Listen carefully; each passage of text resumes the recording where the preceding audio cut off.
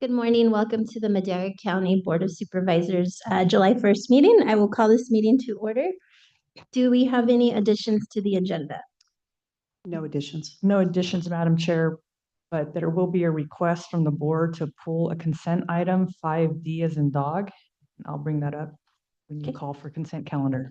Thank you. And County Council, will you read the items in the closed session, please?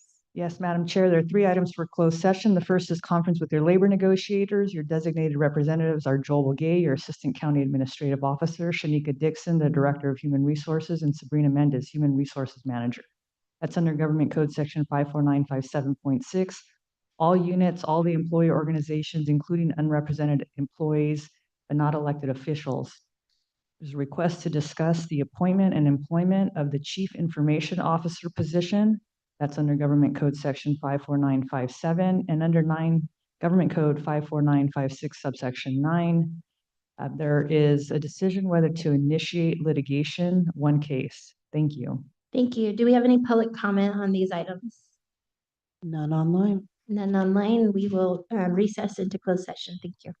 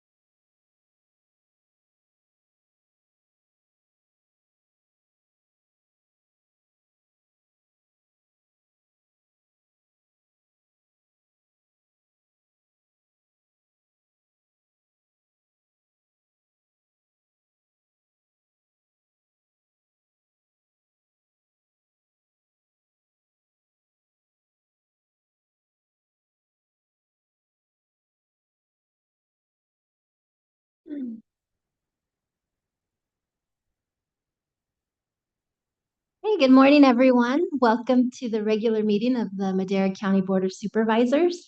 County Council, do we have any reportable actions out of closed session? Madam Chair, there are no reportable actions from your closed session. Thank you. Thank you.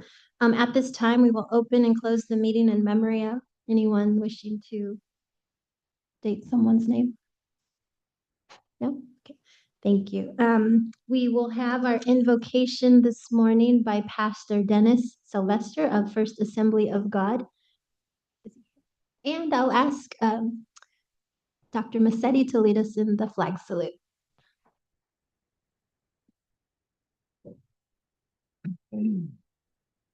Thank you, Chairman. Good morning to everyone. Let's pray. Our Father, we address ourselves to you, our great God, and we love you. We pray blessing today upon our nation, on our state, and this community that we live in.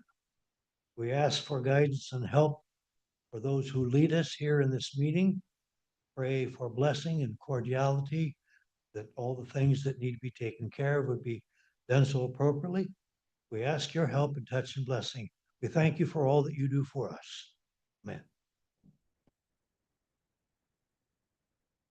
I pledge allegiance to the flag of the United States of America and to the republic for which it stands, one nation, under God, indivisible, with liberty and justice for all.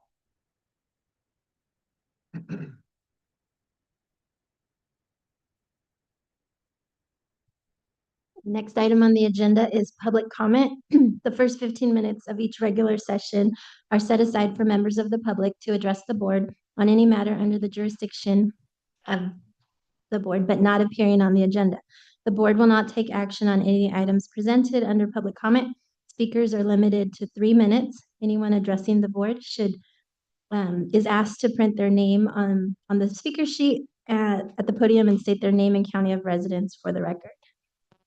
Any public comment? We'll do the public comment for the item. Any online? None online. Oh, are you coming up, Matt? No public. No. I'll close public comment. Sorry.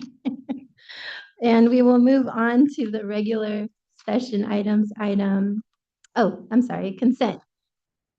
Any of my colleagues wishing to pull or discuss an item from the consent calendar? Oh, Supervisor Wama, It was 5D. we're pulling 5D. Anything else?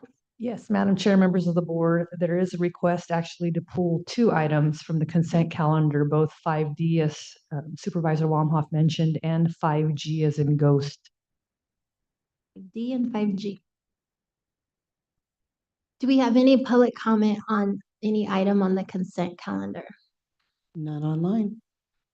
I'll close public comment and entertain a motion. Move to approve Is that with the amended? with the amendments. We have a first and a second. Roll call vote, please. Supervisor Wamhaugh. Yes. Supervisor Rogers. Yes. Supervisor McCauley. Yes. Chair Gonzalez. Yes, Vote passes 4-0. thank you. Next item is 6A. Board of Supervisors Department presentation of a proclamation to honor Dr. Cecilia A. Massetti for 46 years of leadership in education. Well, good morning, everyone. Thank you all. It is such a pleasure to be able to recognize such a remarkable individual and leader in the education sector here in Madera County. Dr. Cecilia Massetti, who is retiring after an extraordinary 46 years of service in public education, including the last 15 years as the Madera County Superintendent of Schools. So let's give her a round of applause, please.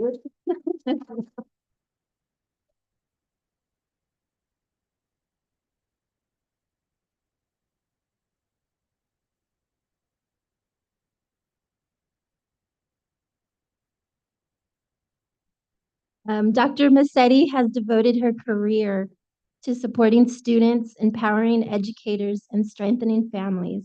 Through her leadership at the Madera County Office of Education, they have expanded vital programs in early childhood education, special education, career technical training, and college and career readiness.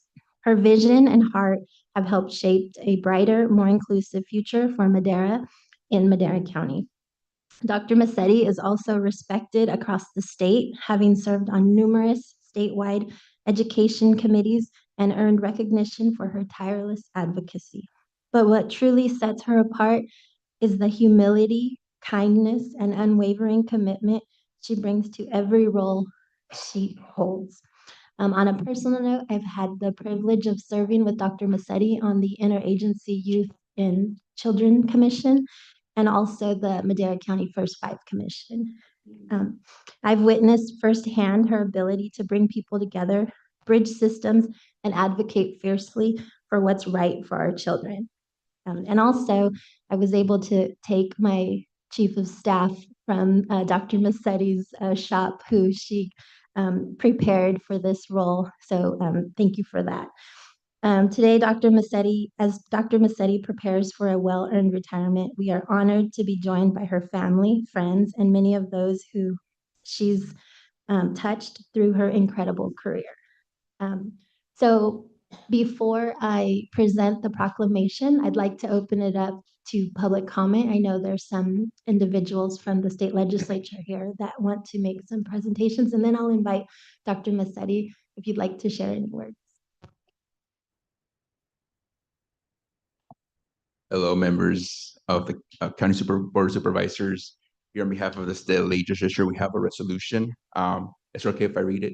Absolutely. So, whereas Dr. Cecilia A. Massetti has announced her retirement as Madera County Superintendent of Schools, and it is appropriate at this time to highlight her achievement and extend to her the highest commendations for her guidance in advancing the quality of education in Madera County. And whereas as a proud graduate of the University of Southern California with the Doctorate of Education, Dr. Cecilia Massetti has served as a committed staff member of the Office of Madera County Superintendent of Schools for more than 45 years. And since being elected to the position in 2010, she has been re-elected numerous times and has provided steadfast leadership and direction while managing and reorganizing units to ensure the efficient delivery of services. And whereas in her leadership role, Dr. Massetti has served as an education liaison for various public and private agencies, provided guidance from a single county operation to improve regionalized services and prepare and administer and manage annual budgets. And she has also initiated action, prioritized goals, and responded to changing needs requested by local school districts, such as forming a joint powers authority for health benefits, analyzing district organization, and converting a data processing system to an interactive system. And whereas prior to her current position, Dr. Massetti served in a variety of roles within the Madera County Superintendent of Schools organization, including school psychologist, Director of Educational Services, Division Administrator of Educational Services, and Associate Superintendent of Student Programs and Services. And throughout her esteemed career, she has helped Madera County earn recognition with its receipt of 2 Golden Bell Awards from the California School Board Association. And whereas having extended her reach beyond the Madera County Superintendent of Schools, Dr. Massetti shared her insight with the California County Superintendent's Educational Services Association and served on the Student Programs and Services Committee as chair. And she has also supported the American Association of University Women and Association of California School Administrators, among other organizations. And whereas Dr. Cecilia Massetti has been a positive role model of ethics and education for those who have known her, her involvement in the lives of students and their parents, fellow staff members, and administrators have significantly impacted in a meaningful way. Now, therefore, be it resolved by Senators Ana M. Caballero and Marie Alvarado Gale and Assembly members Esmeralda Soria and David J. Tangipa that Dr. Cecilia A. Massetti be commended for her exemplary record of accomplishments in the field of education and extended sincere best wishes for a rewarding and gratifying retirement.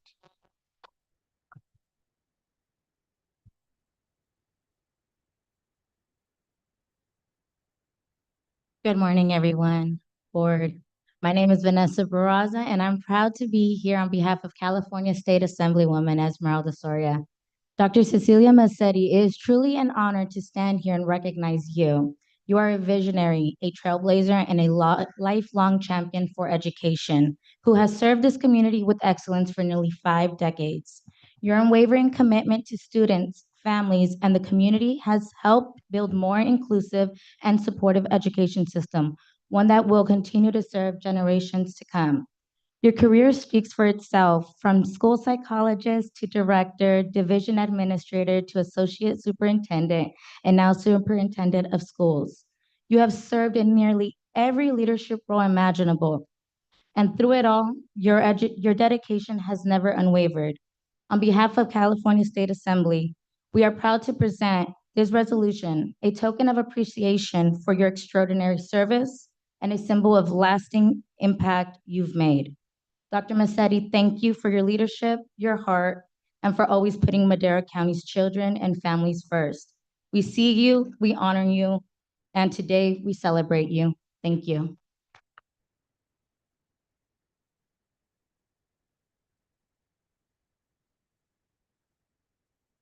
Good morning, Madera Board. On behalf of Congressman Adam Gray, I would like to present the Certificate of Congressional Recognition, which recognizes Dr. Cecilia Massetti's lifetime involvement in education within Madera County. Your dedication is recognized among Madera County and its students, and the Congressman congratulates you on your retirement. Thank you.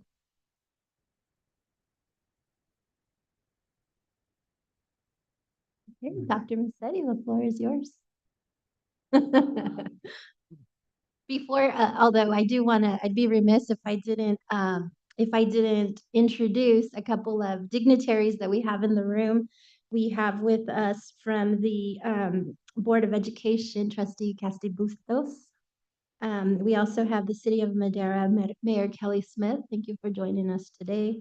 And then, Chowchilla, what did I say? Madera, I'm sorry. Chowchilla. I apologize. City of Chowchilla.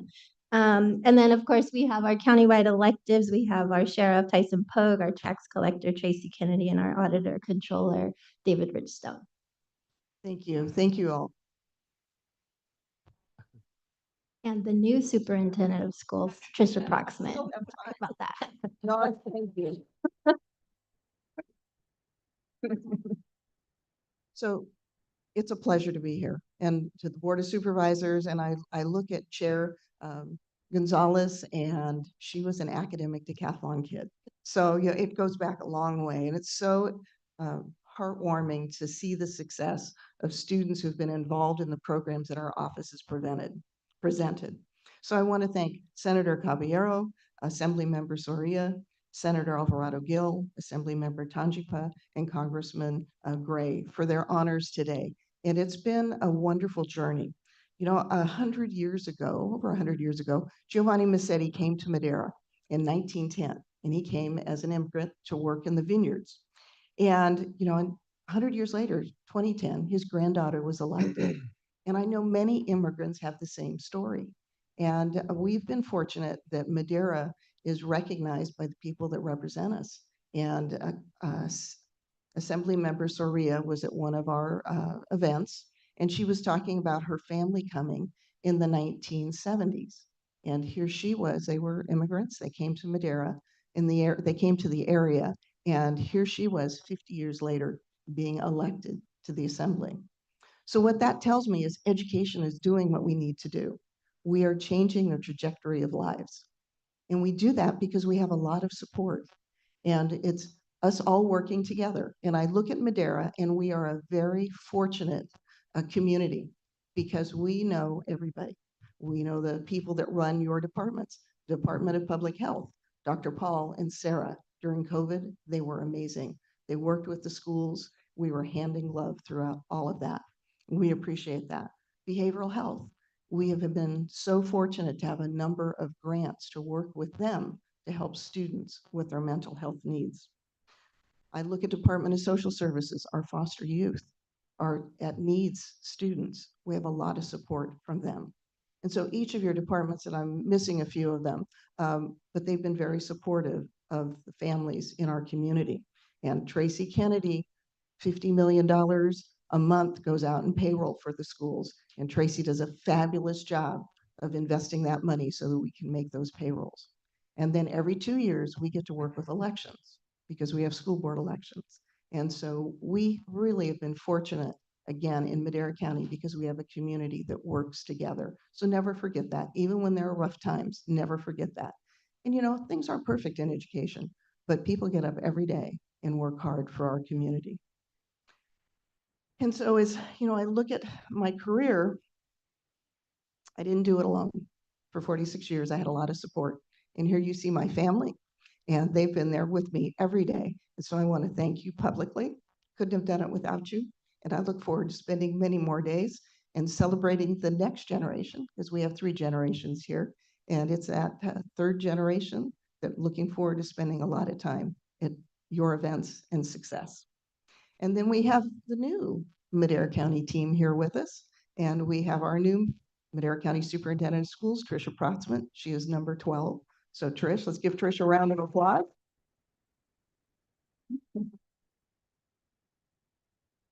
Lisa Torres Barton is our new Assistant Superintendent of Educational Services. Marisol Verduzco is our CBO. Marisol.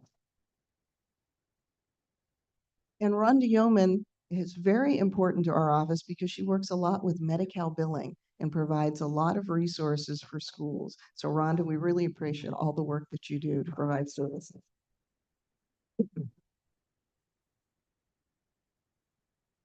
And as I look ahead, I know there are things that I will still be able to do in the community, and I look forward to that.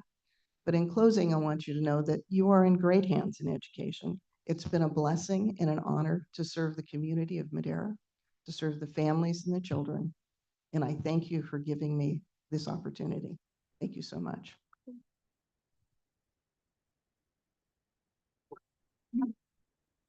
Supervisor Rogers.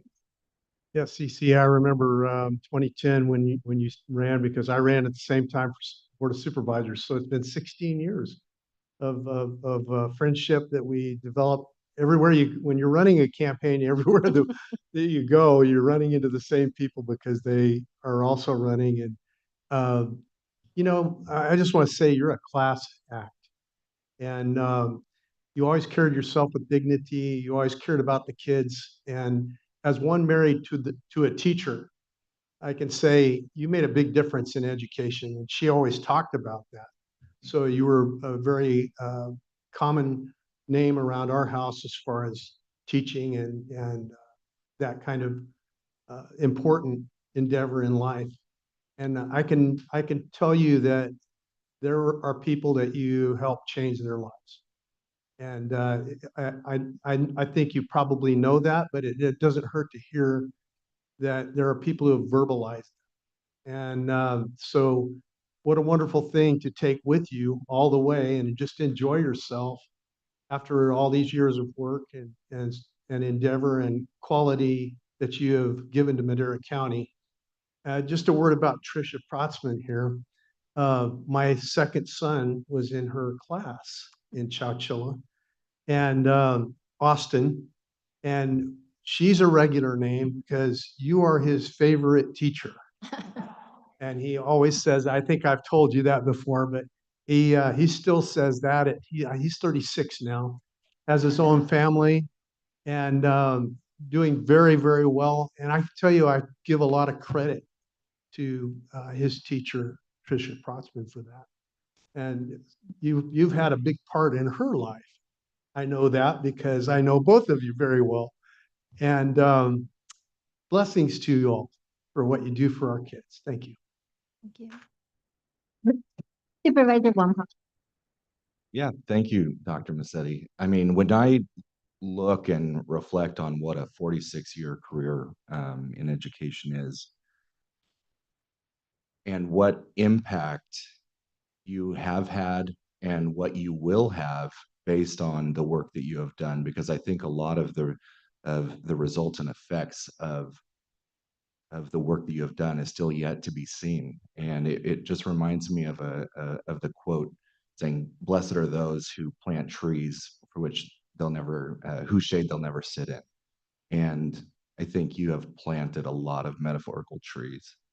And I think the results of all the work you've done is still yet to be seen. And that is a testament to the work you've done. And here I am looking at your family over here. I can tell how proud they are. And clearly they've done an amazing job as your family.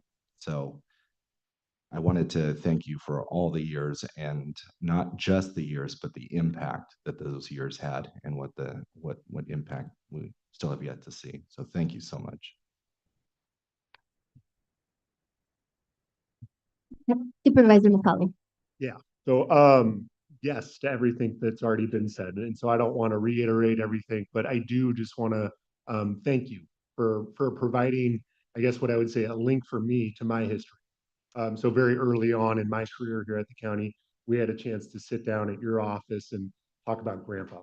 And so for me, that was really special. So I want to thank Bobby's grandpa was the chief CTA negotiator for years and years and years, and a great gentleman, always looking at what's best for kids. I mean, you get into negotiations, as you all know, and you all have your roles. But once you walked out the door, you could say, what's best for kids? So I always appreciated that about him. Thank you, Bobby, for sharing that. Okay, do we have any additional public comment on this item? None online. And online. Okay, so then we will present this proclamation, Dr. Massetti, on behalf of the board, and we have.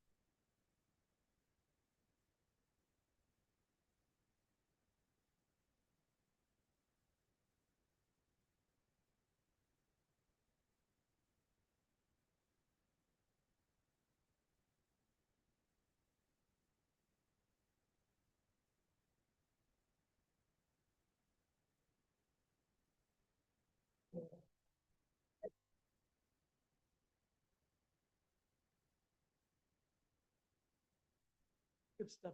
Good stuff.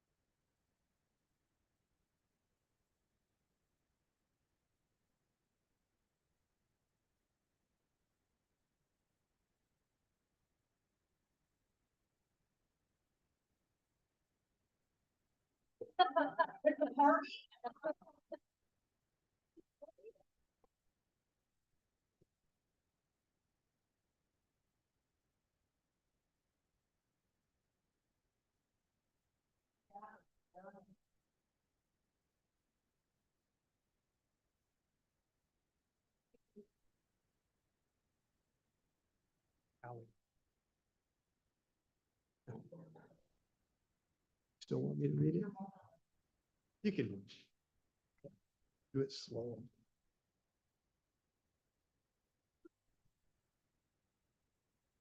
Congratulations. Wow, that's awesome.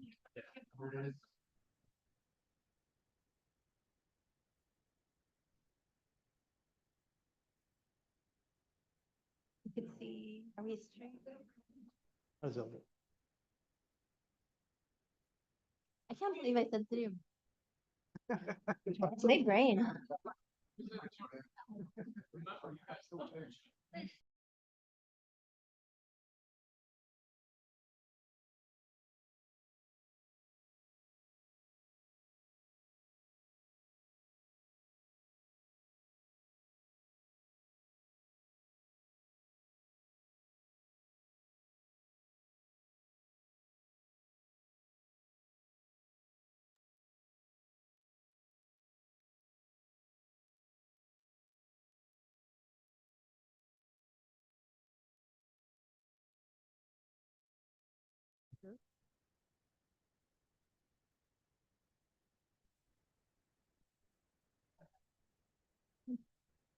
Someone lose their phone?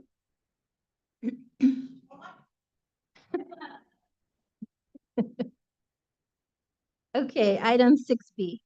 Board of Supervisors, Department District Number 2, presentation of a proclamation to asterisk Tally in recognition of her amazing achievements in the world of golf.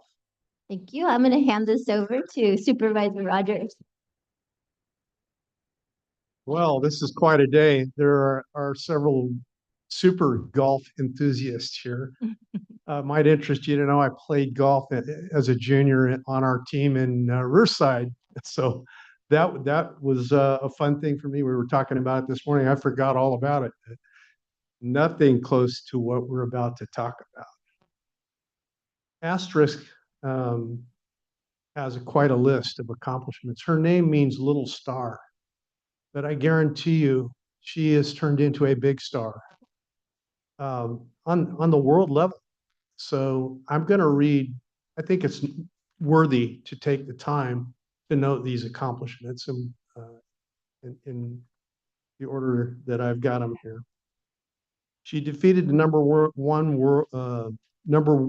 defeated world number one amateur Lottie Woad in singles play at the 2023 Curtis Cup, contributing to the Team USA's victory. Helped lead the Team USA to victory at the 2023 Junior Solheim Cup as a team member. Member of the 2024 USA Curtis Cup team. 2025 Augusta National Women's Amateur finished runner-up, closing with a 4 under 68, one shot shy of the title. Made history as the first player to eagle a par 4 number 1 in the final round, holing out from the fairway, and added a dramatic birdie from the trees. And I saw that on TV. That was amazing. On the number 17, hitting 17 of 18 greens in regulation. Those of you that golf know what that's amazing, really. 2025 Hilton Grand Vacations Tournament of Champions led the amateur division by 7 points with a 37-point total in the modified Stableford format, opening with a 1 under 71 at Lake Nona Golf and Country Club. 2025 Junior Invitational at Sage Valley, tied for 7th following her championship win at the same event in 2024. Tied for low amateur at the 2024 U.S. Women's Open, finishing T44 as the youngest player in the field at 15 years. 105 days with the opening rounds of 70 to 71. Runner-up at the 2024 U.S. Women's Amateur, losing to Rian Malexi 3-2, making history as the first player to reach three USGA championship finals in 1 year. U.S. Women's Amateur, U.S. Girls Junior, and U.S. Women's Amateur Floorball. Runner-up at the 2024 U.S. Girls Junior. Tied for 8th at the 2024 Augusta National Women's Amateur, closing with a 70 despite being 8 shots back entering the final round. So that was quite a comeback. Champion of the 2024 Invitational at Sage Valley, champion of the 2024 AJGA Ping Invitational, won the 2024 U.S. Women's Amateur Floorball with partner Sarah Lim at Oak Hills Country Club, won the 2024 Hilton Grand Vacations Annika Invitational by 5 strokes. 2023 American Junior Golf Association Rolex Girls Champion, advanced to the round of 32 in the 2023 U.S. Girls Junior and the round of 16 in the 2022 at age 13. So we're talking about a young lady who's done all this at the age of 16. I can only imagine what the future holds for this amazing young lady. Asterisk, would you come on up, please? We want to recognize you this morning. Come on up to the mic.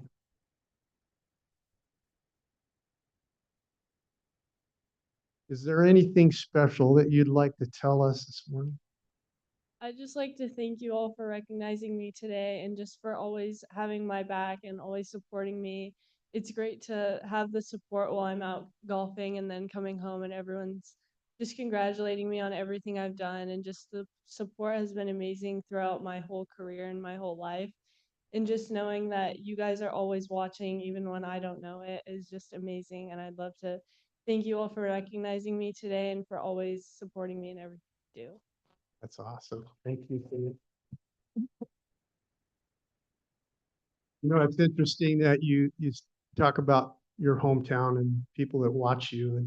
And we're always excited. My wife and I, we turn on the TV or watch golf or see you in the program, and we always talk about you and how excited we are that you're homegrown Chowchilla girl, and we want the best for you, and we know that you're going to you've already done great things. If it stopped right there, you've done great things, but there's so much more in your life ahead, and it doesn't matter what else you do. Just know that you're loved at home and thought of highly for what you've already done in your life.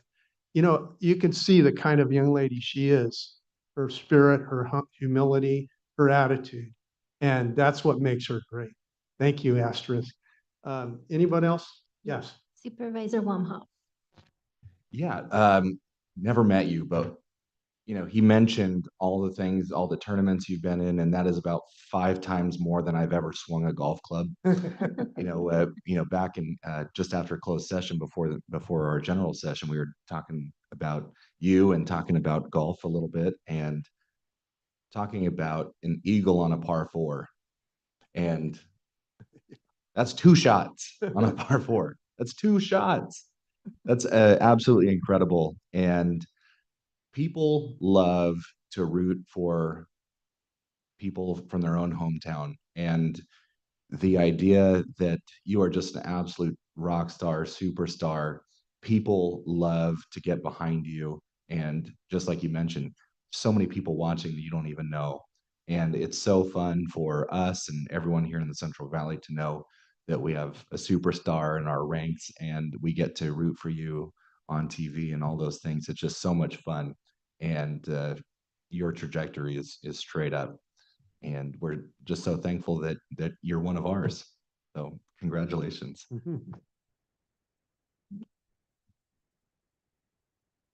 Congratulations, Astros.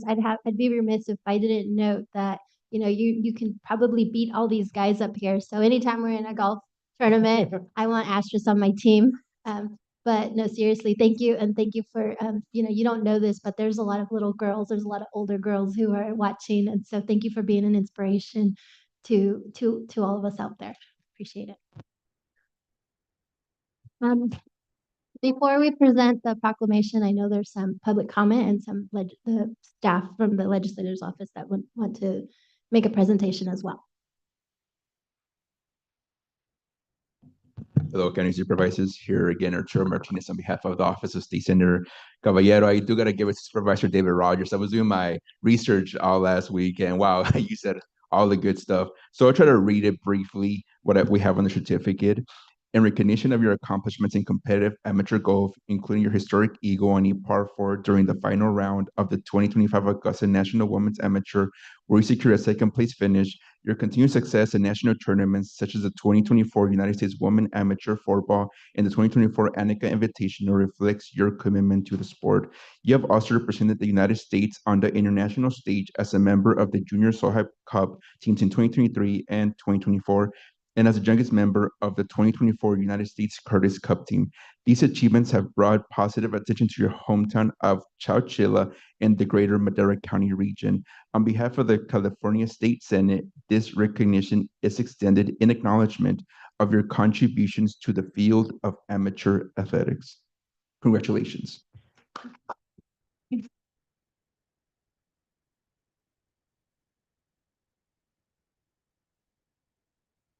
Good morning again. I'm proud to be here to recognize someone from Chowchilla.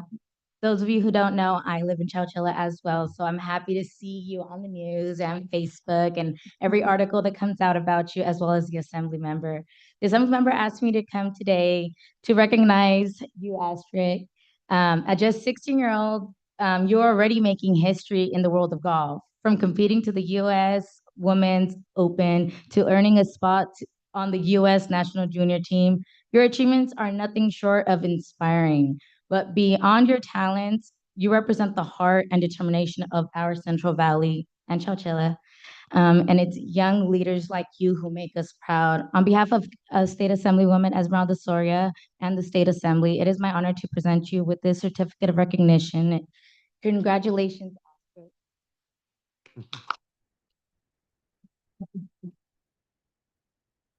Do we have anyone else?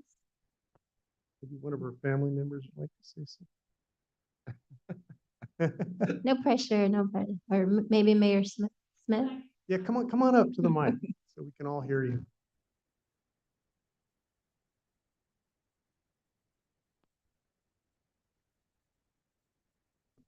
I'm Michelle Talley. I'm Astrus's aunt, and I would just like to say that we are very proud of her, and we do love the community support that we get. It means a lot to her.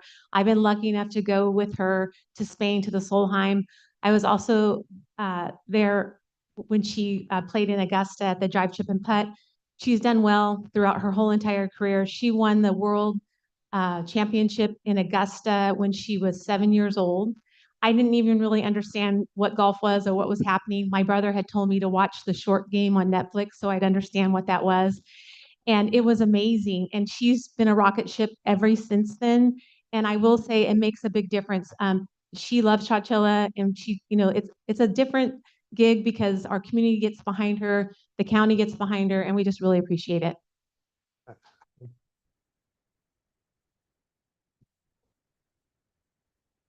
Go on up and give this young lady.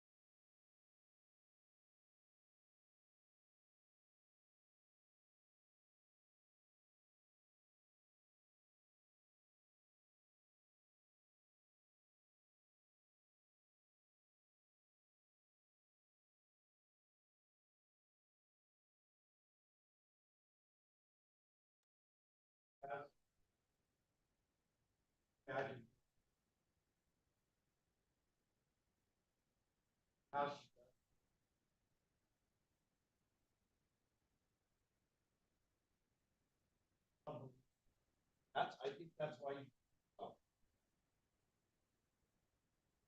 So proud.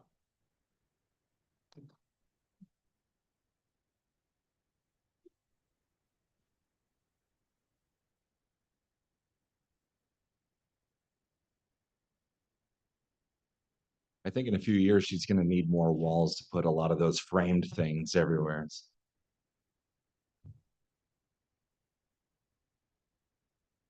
Okay, it is 10:39. We will go into our public hearings, item 7A. County Administration Department.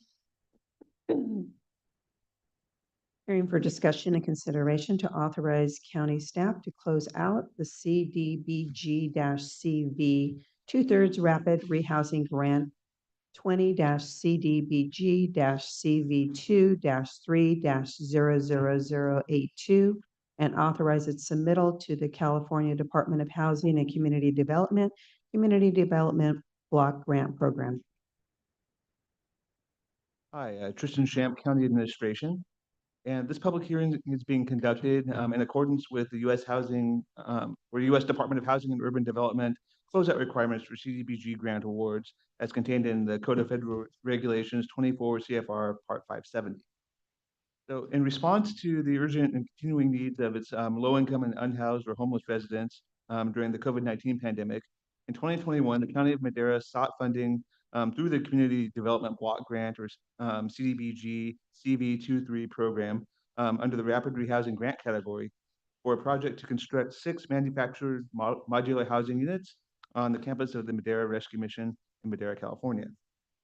The county received a total of $1,441,142,000, or sorry, $1,441,142, including the original award of $843,595,000 that was made in July and August 2021, and an amendment that awarded an additional $597,547 in September 2024.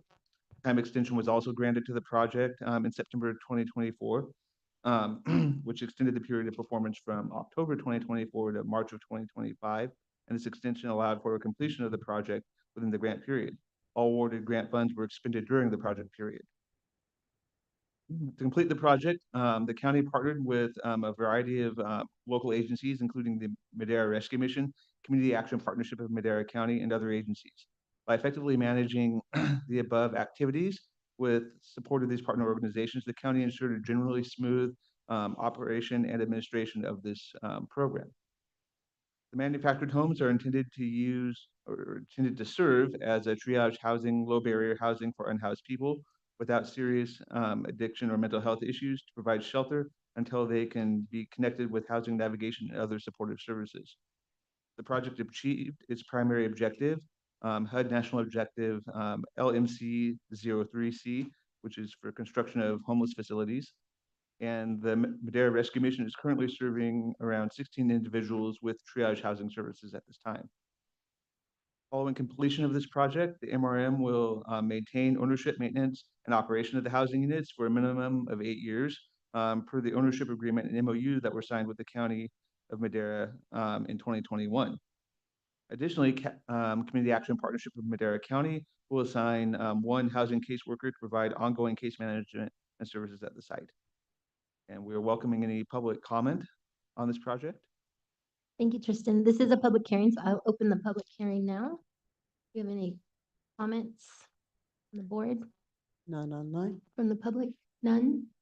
I'll close the public hearing and bring it back for action. Move to approve. Second.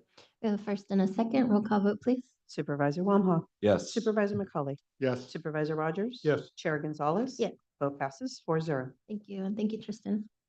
Item 6C.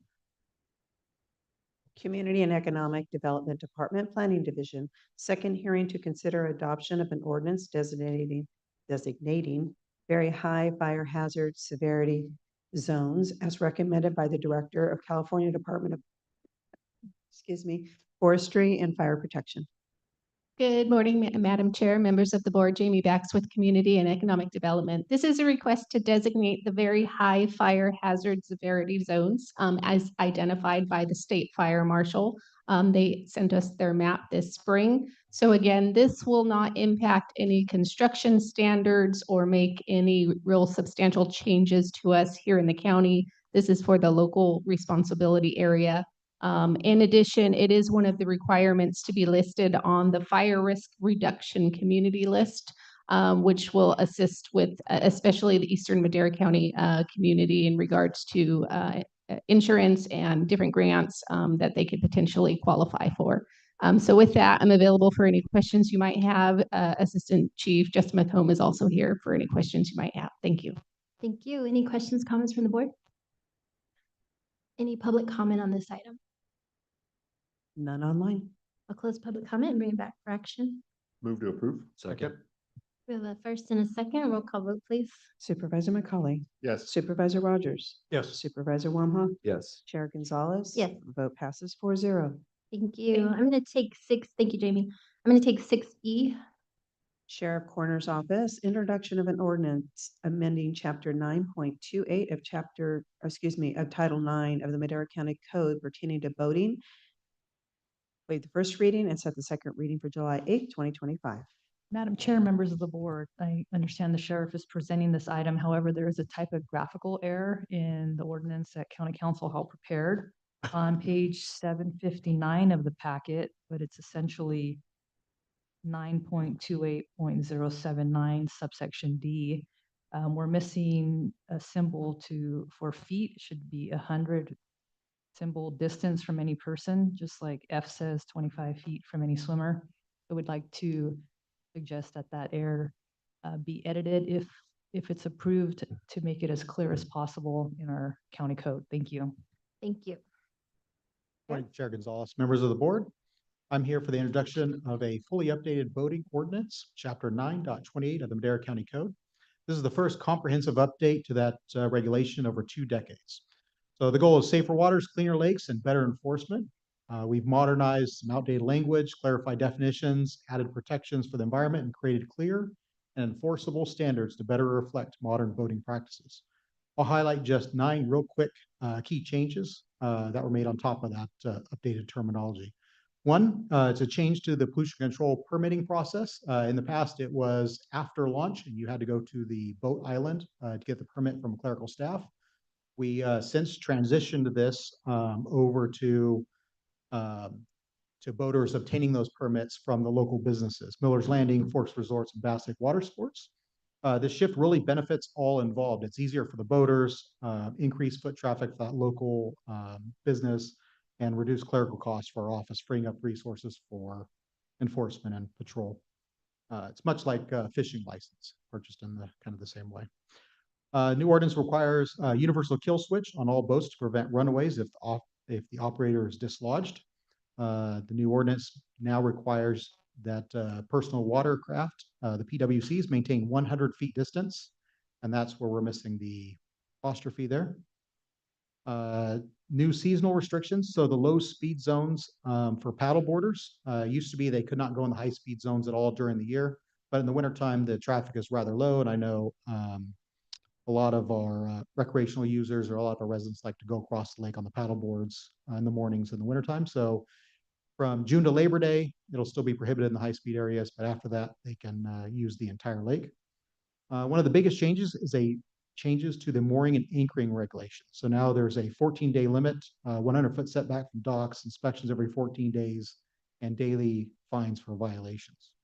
We have some updated fines for pollution enforcement.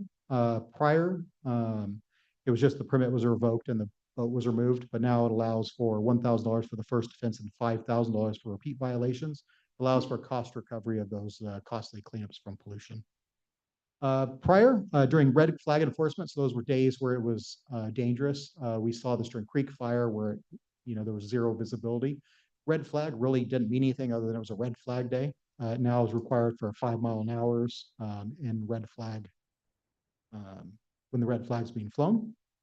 We have a $1,000 fine for cost reimbursement for unauthorized buoy movement or damage, so vandalism to our buoys.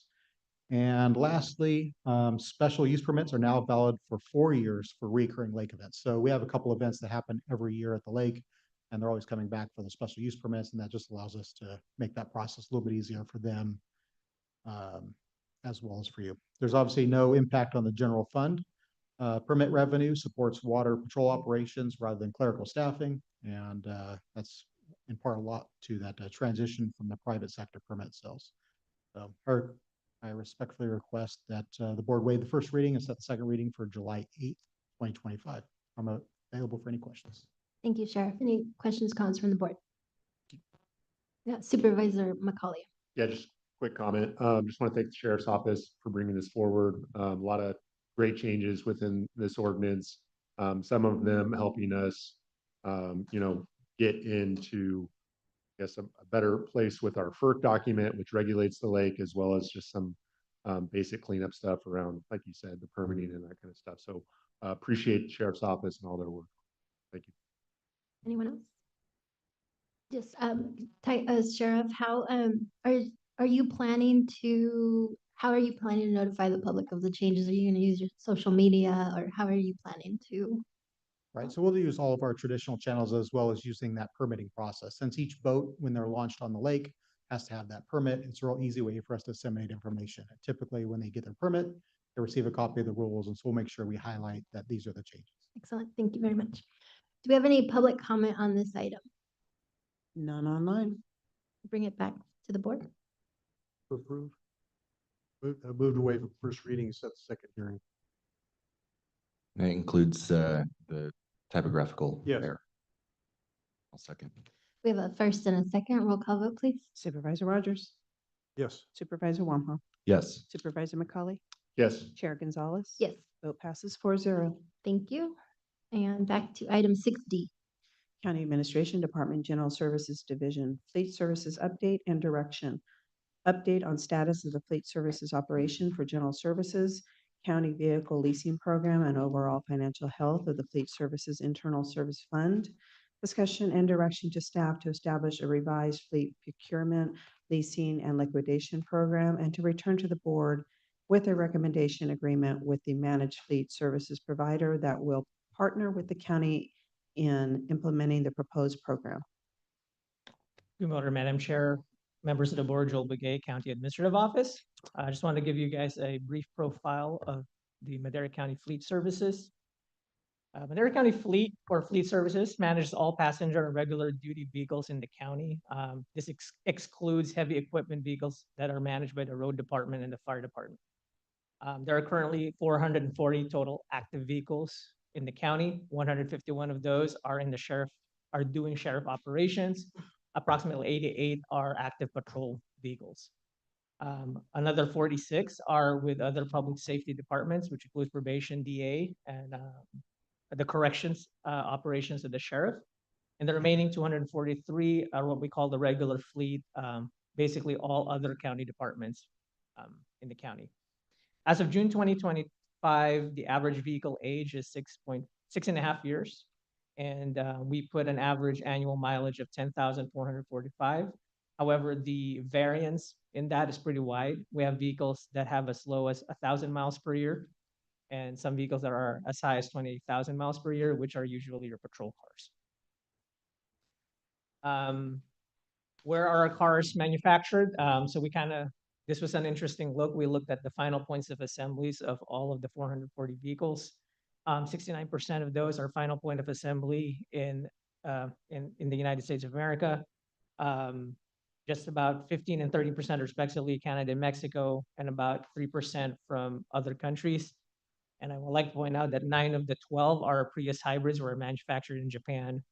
And the Korea-Italy cars are, well, at least the Italy and Turkey cars are transport vans that are final point assembly. I believe they are Ram and Ram ProMaster and Ford Transit vehicles that had a final point of assembly outside of North America.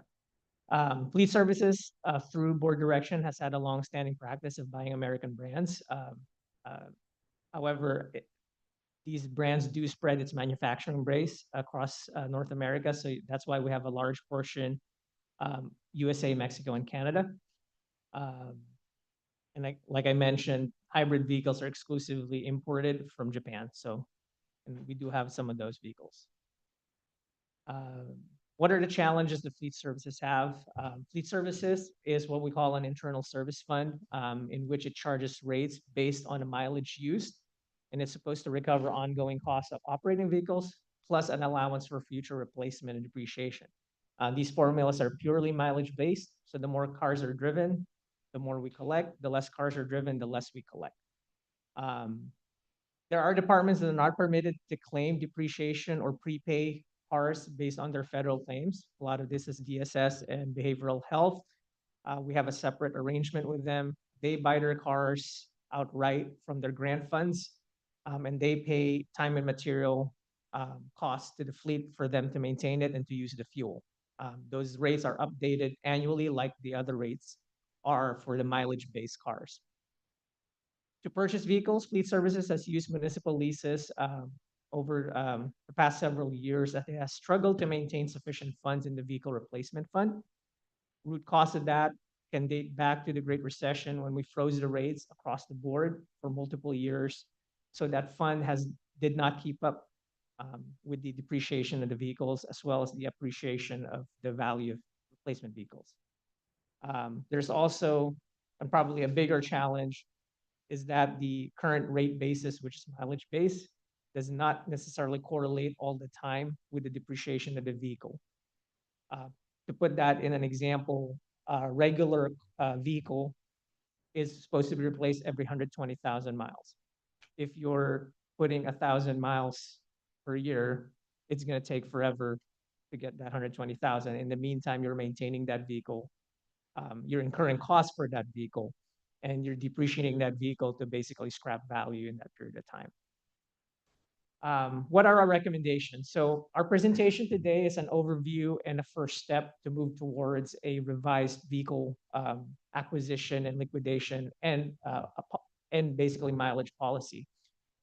We want to recommend to review and revise the current rate and replacement methodology, moving away from a 100% mileage base to something that aligns it more to depreciation and maintenance costs, so that we actually collect both on the maintenance and operation side, but also on the replacement side. So vehicles do not sit unreplaced for more than the allowable period of time. We want to recommend evaluating partnering with a managed fleet services provider, which the main advantage they could provide is that they would monitor vehicle market continuously, the values, and can make optimal replacement recommendations based on vehicle type. We recommend maintaining our preference for American brands. However, we also want to recommend that the board consider, or the county consider, other factors when making that decision.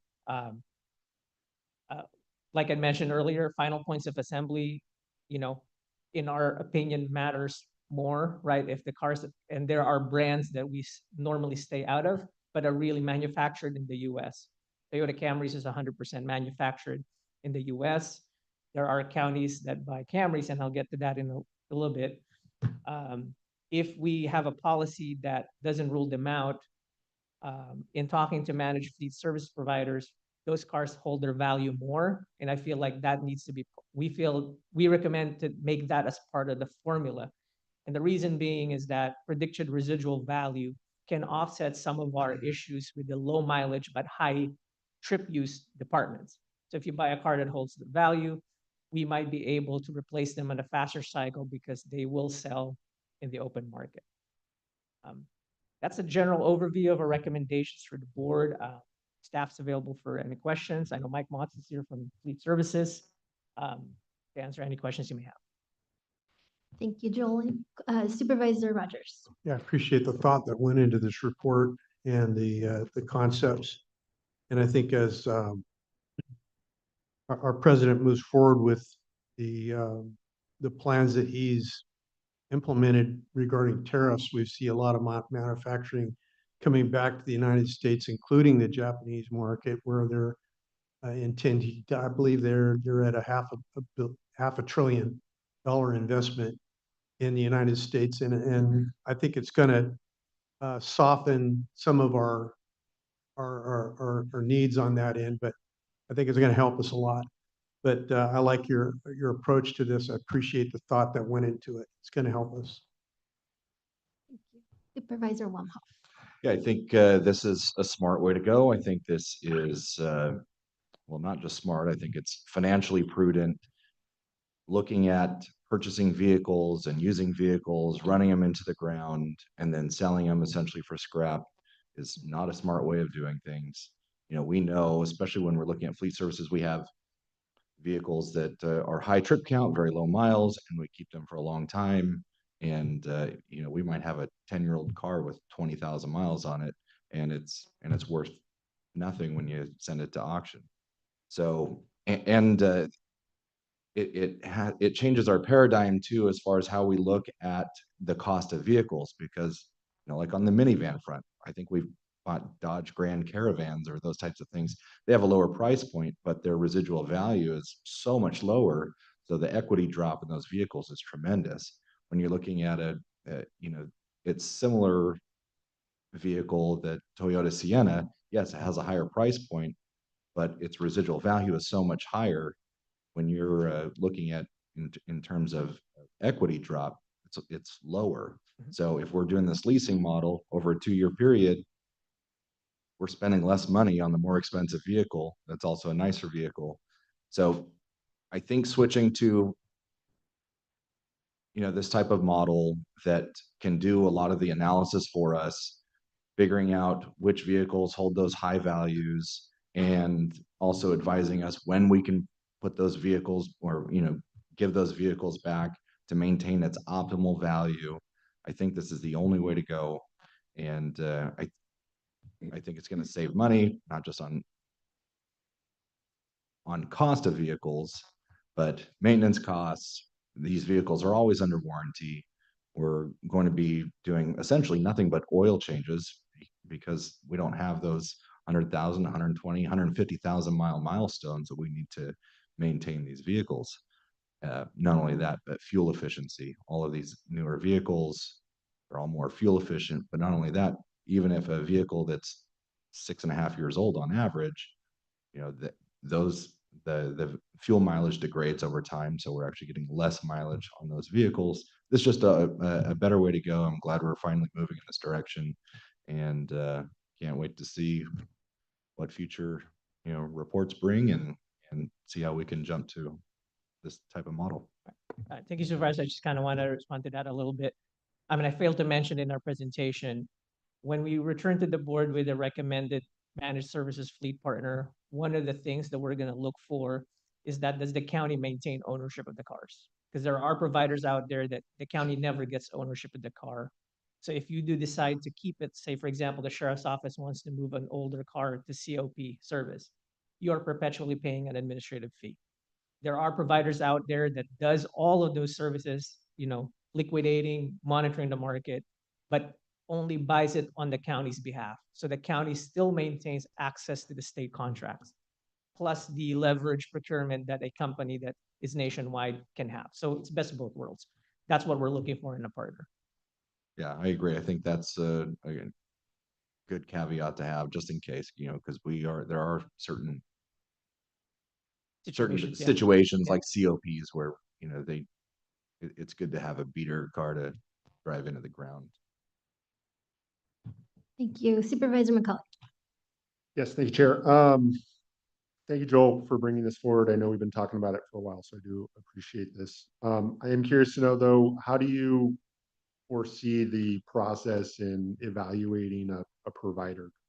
That you're going to go out for an RFP, or you plan on coming back in a month, or what how are we moving forward? Yeah, I think at the moment we are contemplating speaking with a few providers and then seeing what's the fit, because the range of what fits the profile we want, is probably narrow. At the moment, we're not contemplating RFPing it but we plan to talk to multiple providers and see what we feel would be the best fit in terms of model.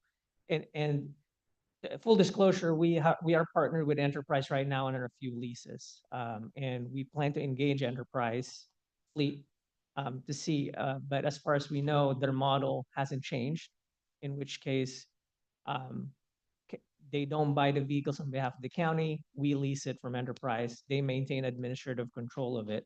So the hardest part of there is how it costs us more if we do want to, and there will be situations where we want to retain ownership of a vehicle. So that might not be the most flexible.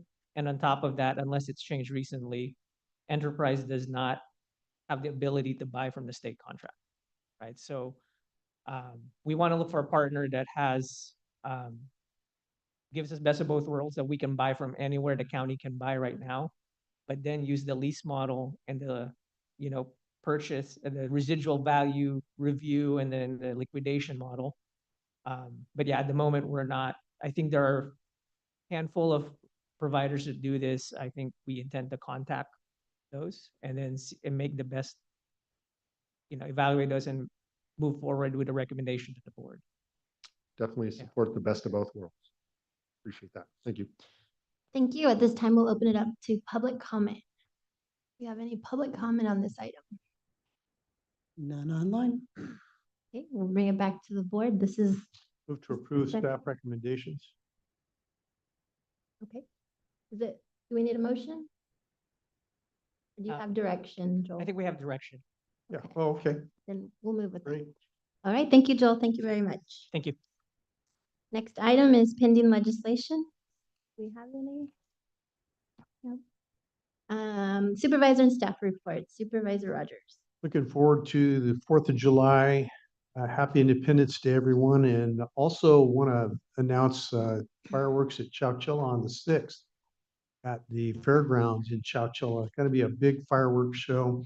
I always said that Chowchilla really does things up right for a small community, and those fireworks shows are like, it's like Disneyland. I mean, there is nothing short of a Disneyland fireworks show. Just amazing. And anyway, happy 4th. Thank you. Supervisor McCauley. If you can't get up to Chowchilla, get up to Bass Lake. The fireworks show up there as well. Also want to let the public know that we have our Logger Jamboree parade as well as event this weekend. So I hope folks can come up the hill and visit. For the public's benefit, it is about 10 degrees cooler in North Fork than it is down here in Madera. So come on, enjoy the cooler There weather. you go. Also want to let the public know that we have a ribbon cutting for Station 11 in North Fork tomorrow at 11 a.m. Should be a great opportunity to celebrate that, the opening of that building.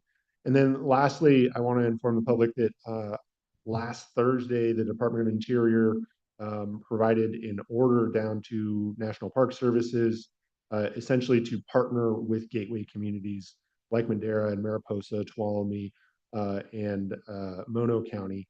That order was born through a collaborative effort with Congressman McClintock, as well as our gateway communities around Yosemite. So we're very excited for the possibilities that this holds. And I will continue to update this board as we move forward with this initiative. Thank you. Thank you.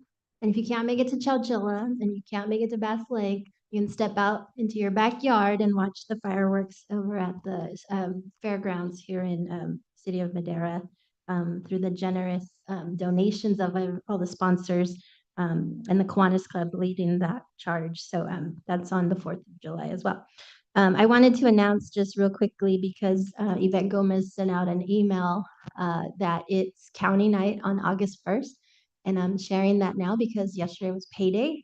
And so tickets are $18 and you get a hat and you get a bunch of fun stuff, but you get to go watch me throw the first pitch. So I'll be practicing here to make sure that the ball gets to the catcher.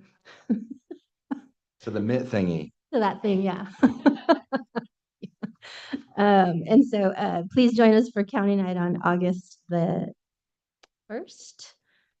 And I also wanted to share that last week, my staff and I attended the Burrito King celebration. The current owners have retired, although I went for breakfast on Sunday after church and I saw Edie working as always. But they have decided to retire and have not handed over, but the daughters, Erica and Myra, have earned the business, and so we're very excited for this next generation taking over at Burrito King. And if you haven't gone to have lunch or breakfast or dinner there, please do so. It's a wonderful establishment. So I want to congratulate Edie and Raul on their retirement and congratulate Erica and Myra on that. So Supervisor Wamhoff. Great. June 18th, we had our Riverstone Town Hall, had over 100 residents there, and it was a great showing. I want to thank all of the county staff for being there, fielding all the questions, and our partners like CHP and Root Creek Water District and Tim Jones, developer, fielded a lot of questions from folks who are, a lot of them, frankly, new to Madera County, so they're learning Madera County. And so it was great to be out there with them. On June 25th, attended the funeral service for retired Sheriff Ed Bates.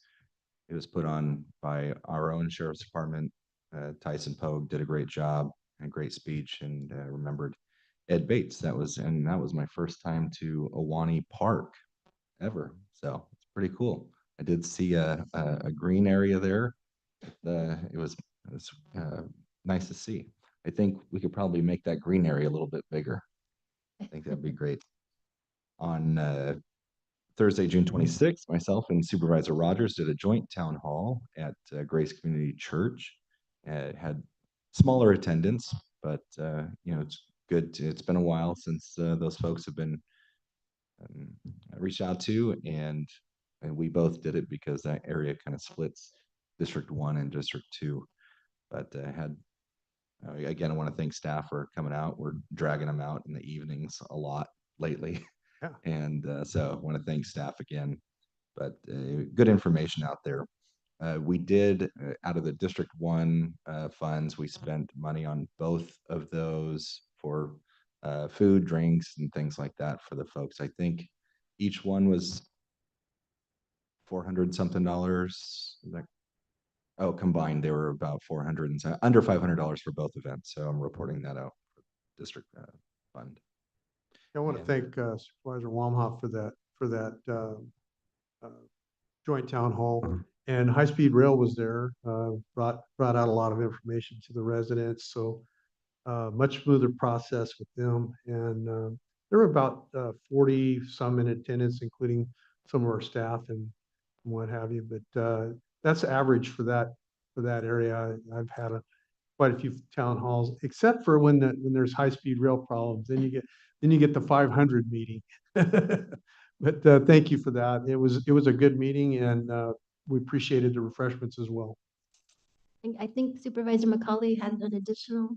Yeah, I neglected to mention, last Monday, I had the opportunity to travel to DC with Air District staff. There we were able to meet with a number of our federal legislators in the Senate as well as the House, talk about farmer program that we run out of the Air District and the tractor replacement program, the need for those programs to be funded under the new budget. So good meetings. Hopefully they yield some. Thank you. From our CAO's office, Joel. Nothing to report, Madam Chair. County Council. Madam Chair, member of the board, yesterday I attended the discharge of the 2024-2025 grand jury and the impaneling of the 2025-26 grand jury here in your chambers. It was the first time I attended court in your chambers. It functions very well. One of the judges mentioned the acoustics in here are great. Other than that, I have no report. Thank you. Thank you. Madam Clerk. Nothing to report. Thank you. Any other staff in the building? I know we have Nikki Mattis online. Good morning. Can you hear me? Yes. Okay, just making sure. It's the first time I've commented online. So good morning, supervisors and community. My name is Nikki Mattis, and I am a Madera County resident and the Deputy Director of Social Services for Madera County over child welfare. I'm here to tell you about the department's efforts to help combat human trafficking in Madera County through a media campaign, utilizing CSEC funding in partnership with the Olive Foundation and Breaking the Chains.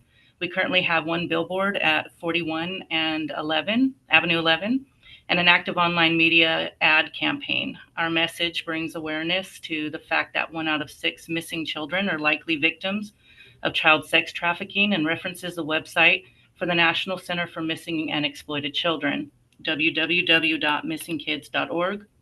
This billboard will run through July 20th for a cost of $880, and the online campaign ads are ongoing through December 14th for a cost of $19,999.98. And DSS will continuously review availability of billboards throughout Madera County and the effectiveness of the media campaign to continue to bring awareness and resources to combat human trafficking.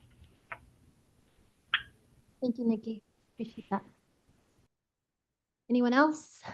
Okay, with that, our next meeting is next Tuesday, July 8th. And with that, we stand adjourned. Thank you.